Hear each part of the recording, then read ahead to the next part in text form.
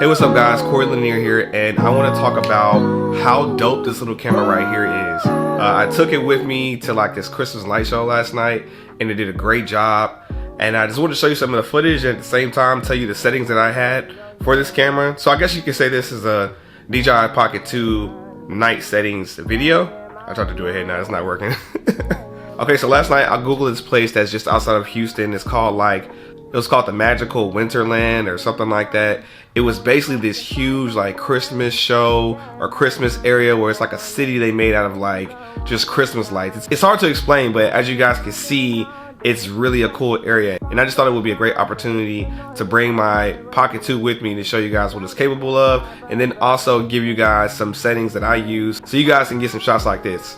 First of all, I was shooting in 1080 the whole time. I could have shot in 4K 60, which would have been really cool, like to have 4K footage that I could slow down later on that could actually look creamy and stuff like that. But I'll be honest with y'all, half the time when you guys watch these videos, you're probably watching it on a device that can't even see 4K anyway, so it just makes sense for me to shoot in 1080. Anyway, the settings that I have for this camera was, actually let me turn it on because it should still be on the settings that I had it for last night. So here are the settings that I had last night. Let me see if I can get out the way real quick. So here's the settings that I had last night. So just in case you guys want to pause the screen and look at it real quick. But as you can see, my ISO was only on 400 last night, and I was on 1/60th of a second. I kind of kept it close to 1/60th or 1/80th of a second. One, because of course I want to let in as much light as possible, and when I'm shooting 1080 at 60 frame rates per second, you don't want to do anything slower than 1/60th of a second with your shutter speed, because then you'll start getting that jittery, like not smooth slow motion. It'll be like look like a robot or something like that. All in all, the camera was doing great. I don't think I saw any like crazy grain or anything like that. It was actually doing a pretty good job of not being too grainy. And one thing that's just really dope about a camera like this is that, you know, you have the gimbal attached to your handle, so as you're walking, everything is just looking creamy and smooth. I also had my Lumix S5 with me last night, and the shots I got with that were almost gimbal-ish because it has a good IBIS in it. But as I was walking around, I just started to notice that, you know, I wish I still had a gimbal that I brought with me with the Lumix S5, because I could have probably gotten some really cool shots. But then again, you know, I'm just kind of out and about, vlog style, nothing's planned. You don't really want to bring in a bunch of gear with you because you never know if you're walking into an area that doesn't allow professional camera stuff, or you just don't want to bring a lot of attention to you, because sometimes when people are with their kids, it just kind of feels like, man, are you recording my kids? You know, stuff like that. So when it comes to that, cameras like these are really fun to deal with because they're so lightweight. I mean, you could just, if I really wanted to, I could have did a vlog style where I just kept this rolling the entire time and never cut it off, and just really show you guys from a point of view angle, damn near, what I see as I'm walking and discovering the lights. A lot of people, when they use this camera, they like to just turn it on and do that, and it works perfectly fine. I've done it a few times. I actually went to Cancun back this past summer, and I was using this camera everywhere I went, and it just worked perfectly fine. Now, I really didn't feel like I need it, but just, you know, whenever you do use an actual camera like this, like the one I'm on, the Lumix S5, it does just add that element of professionalism sometimes that you just wish you just could just show. And that's mainly because of like the depth of field and the dynamic range. This camera actually has some pretty good dynamic range even at night as well, but it just doesn't have that depth, which kind of just lets you know that it looks kind of smartphone-ish, kind of, you know, artificial, versus whenever you have a real lens of your camera that you can really see it, some separation from the subject in the background. And actually last night I made another video about the Lumix S5, and it just so happened that I had this camera with me, and I was like, I might as well make two videos at once.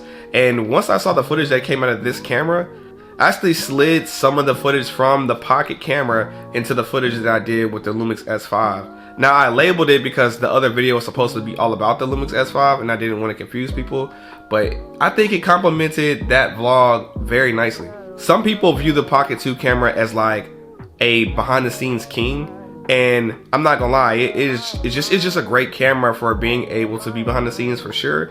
It's also a great, you know, it could be a good A camera. If this is all you can afford, you can really get some good footage and really make some dope videos with a camera like this. Before I got the Lumix S5, I definitely was planning on probably making this more of my go-to camera, but it just so happened that I was fortunate enough financially to be able to make that investment, and I definitely don't regret it. The Pocket 2 camera at night can definitely do a pretty good job. Now, we all know the Lumix S5 is a king, or like a beast at night. It's a full frame camera. The sensor itself is probably bigger than the width of this camera, so that's kind of like cheating and not a fair comparison. But the Pocket 2, because it has I think like a 1.7 aperture at all times, that just helps kind of cheat it a little bit and let in more light to the sensor as well. So I do know that this camera does a little bit better at nighttime than the GoPro Hero 11, which is a camera I thought about possibly getting. So when you compare this camera to the GoPro Hero 11, what I've been seeing online is that this camera does a little bit better at nighttime. And that's a big thing for me because I shoot a lot of my videos at night, because I'm in like club environments, nighttime environments. I'm always going to events. I'm like an event photographer, videographer,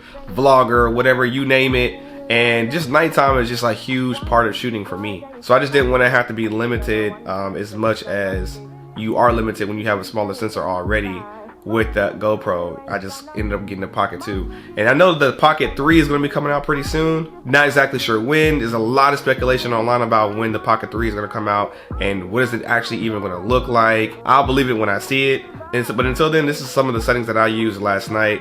I could have definitely went up on my ISO, and I probably could have went as high as maybe even 1600 before I would have started seeing some grain or something like that. But all in all, I had a good time. It was really dope to have the Pocket camera, play with that, to have my Lumix S5 and play with that as well.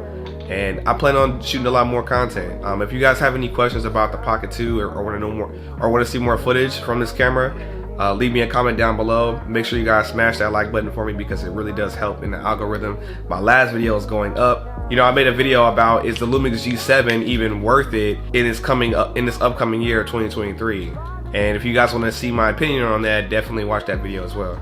But until then, I'll see you guys in the next video. I'm about to go hit the gym, and then I'm heading out to San Antonio today because I'm about to turn up for New Year's Eve.